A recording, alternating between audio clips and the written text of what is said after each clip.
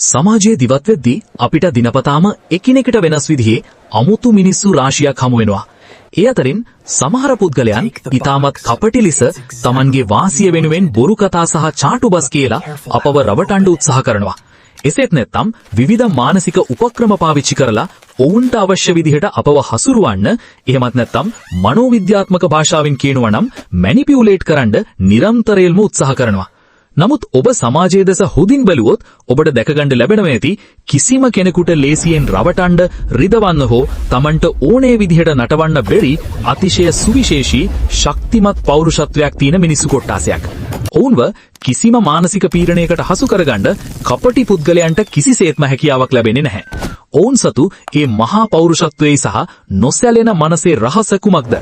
අද fact cortex තුලින් අපි මනෝවිද්‍යාත්මකව ඉතාමත් ගැඹුරින් සොයා බලන්නේ කිසිවෙකුටවත් රවටන්න හෝ Tamanට අවශ්‍ය පරිදි හසුරවන්න බැරි මේ සුවිශේෂී මිනිසුන් සතු ප්‍රධාන මනෝවිද්‍යාත්මක ලක්ෂණ 7 මොනවද කියලා. 1. Tamanගේ පුද්ගලික සීමාවන් පැහැදිලිව හඳුනා ගැනීම සහ ආරක්ෂා කිරීම. Having clear personal boundaries.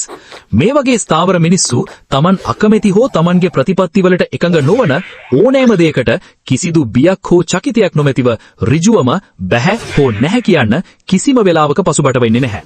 අනික් පුද්ගලයන් Tamanගේ පුද්ගලික ජීවිතයට, තීරණවලට හෝ මානසික නිදහසට ඇඟිලි ගැසිය යුතු සීමාවන් ඔවුන් Tamanගේ මනසින් ඊටමත් පැහැදිලිව සහ තදින් ලකුණු කරලා තියෙන්නේ. කවුරුන් හෝ ඒ සීමාවන් ඉක්මවා යාමට උත්සාහ කළ සැනින් මොවුන් ඊටමත් සංසූන්ව නමුත් දැඩිව ඔවුන්ව පාලනය කිරීමට සමත් වෙනවා. ගොඩක් අය අනුන්ව සතුටු කරන්න ගොස් රැවටීම් වලට අහු වෙද්දී මොවුන් Tamanගේ ආත්මගරුත්වය සෑම විටම ඉහළින්ම ආරක්ෂා කරගන්නවා. 2. හැඟීම් වලට වඩා බුද්ධියට සහ තර්කයට මුල් තැන දීම. Prioritizing logical thinking over emotions. කපටි මිනිසුන් සෑම විටම උත්සාහ කරන්නේ අපේ හැඟීම් අවදි කරලා අපව රවටන්නයි. ඔවුන් අතිශය දුක්බර කතාවක් කියලා අපේ අනුකම්පාව ලබා ගන්න, නැත්නම් බොරු කතාවක් කියලා අපේ කෝපය ඇවිස්සීමට උත්සාහ කරනවා. නමුත් මේ සුවිශේෂී මිනිස්සු කිසිම විටක හැඟීම්බර වී ක්ෂණිකව තීරණ ගන්නේ නැහැ. කෙනෙක් මොන වගේ කතාවක් කිව්වත් මොවුන් ඊටමත් සංසූන්ව මොලෙන් හිතලා කරුණු සහ සාක්ෂි දෙස විචාරාත්මකව බැලීමට පුරුදු වී සිටිනවා. ඔවුන් යම් සිදුවීමක දෙපැත්තම දෙස බුද්ධිමත්ව බලන නිසා හැඟීම් වලට වහ කරගෙන ඔවුන්ව මෙහෙවන්න කිසිවෙකුටවත් හැකියාවක් ලැබෙන්නේ නැහැ. 3. Taman ගැන අතිශය ඉහළ ස්වයං අවබෝධයක් පැවතීම. High level of self awareness. Tamanගේ සැබෑ දුර්වලතා මොනවද? Taman සතු ශක්තියින් සහ දක්ෂතා මොනවද කියලා මොවුන් Taman ගැන හොඳින්ම දන්නවා.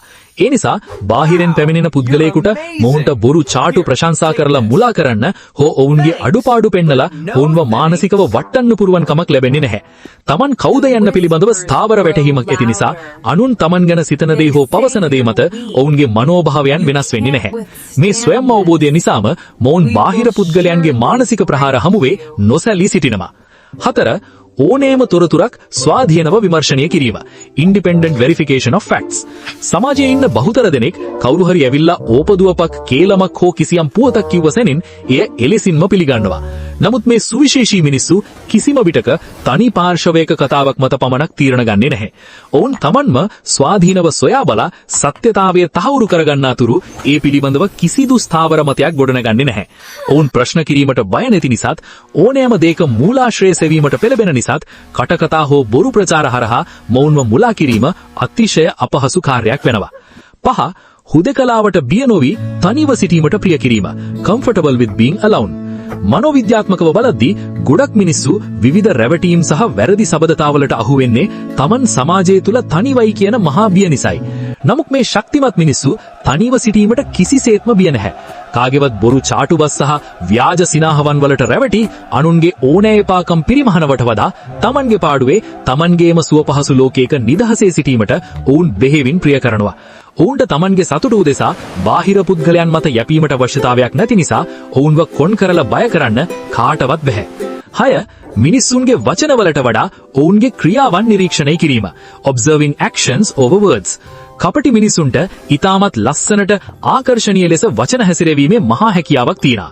නමුත් මේ පෞරුෂත්වයක් ඇති මිනිසුන්ගේ මුඛරි වචනවලට හෝ මතු පිට පෙනුමට රැවටෙන්නේ නැහැ.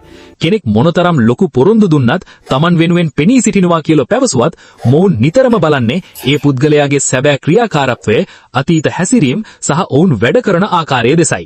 වචන සහ ක්‍රියාවන් අතර ඇති නොගැලපීම ක්ෂණිකව හඳුනා ගැනීමේ සුවිශේෂී ඉවක් මොවුන් සතු පවතිනවා. 7. පීඩනය හමුවේ ක්ෂණික සහ කලබලකාරී තීරණ ගැනීමෙන් වැළැක්වීම. Not rushing into decisions under pressure.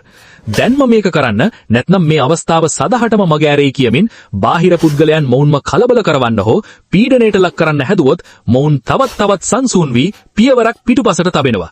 හදිස්සි තීරණ ගැනීම පිටුපස විශාල රැවටීමක් ඇති බව මොවුන් මනෝවිද්‍යාත්මකව දන්නවා. බාහිරෙන් එන කිසිදු බලපෑමකට හෝ පීඩනයකට යටත් නොවි Tamanට අවශ්‍ය පරිදි හොඳින් සිතා බැලීමට සහ කරුණු අධ්‍යයනය කිරීමට මොවුන් සෑම විටම Tamanටම වෙන්නුණු නිශ්චිත කාලයක් ලබා ගන්නවා. ඔබ සතුත් මේ සුවිශේෂී මනෝවිද්‍යාත්මක ලක්ෂණ තියෙනවද? ඔබේ අදහස් සහ අත්දැකීම් පහලින් කමෙන්ට් කරන්න. මේ වගේ වටිනා ජීවිතයට වැදගත් මනෝවිද්‍යාත්මක රහස් සහ විද්‍යාත්මක කරුණු දිගටම සරලව සිංහලෙන් දැනගන්න අපේ ෆැක්ට් කෝටෙක්ස් channel එක දැන්ම subscribe කරලා එකතු වෙන්න. වීඩියෝ එකට like එකක් දාලා යාළුවන්ට බලන්න share කරන්නත් අමතක කරන්න එපා. නැවතත් මෙවැනිම වටිනා වීඩියෝ එකකින් ඉක්මනින්ම හමු වෙමු. ඔබ සැමට ජයග්‍රාහී සුබ දවසක්.